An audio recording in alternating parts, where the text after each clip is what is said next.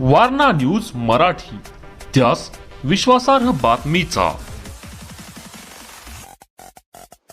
विद्यार्थ्यांच्या सुप्त कलागुणांना वाव देण्यासाठी शाळेत आयोजित करण्यात येणारे वार्षिक स्नेहसंमेलन हे खेळाबरोबरच गायन, नृत्य व अभिनय करणाऱ्या मुलांच्या सर्वांगीण विकासासाठी अत्यंत महत्त्वाचे ठरते, असे प्रतिपादन ज्येष्ठ विचारवंत गिरीश फोंडे यांनी केले.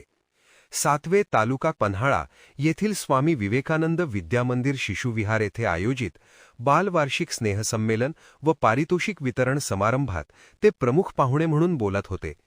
कार्यक्रमाच्या अध्यक्षस्थानी महिपती घाडगे होते. यावेळी संस्थेचे सचिव दादा जाधव, उपाध्यक्ष शिवाजी चव्हाण व कार्याध्यक्ष राजाराम शिंगारे यांच्या हस्ते प्रमुख पाहुण्यांचे स्वागत करण्यात आले. गिरीश फोंडे व मान्यवरांच्या हस्ते गुणवंत विद्यार्थ्यांचा गौरव करण्यात आला.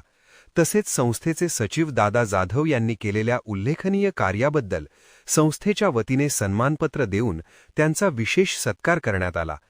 यावर्षीचे सुदृढ बालक म्हणून साईराज चव्हाण व तन्वी लोहार, तर आदर्श विद्यार्थी म्हणून अभिनव पाटील व माहेश्वरी पाटील यांचा सत्कार करण्यात आला.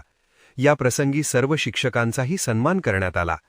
कार्यक्रमास आनंदकुमार जाधव, विलास पाटील, अशोक गुरव बापू, आरळेगावचे युवा उद्योजक अभिजित घाडगे यांच्यासह पालक, विद्यार्थी व विविध संस्थांचे पदाधिकारी मोठ्या संख्येने उपस्थित होते. कार्यक्रम अत्यंत उत्साहपूर्ण वातावरणात पार पडला. Subscribe now and press the bell icon. Never miss an update.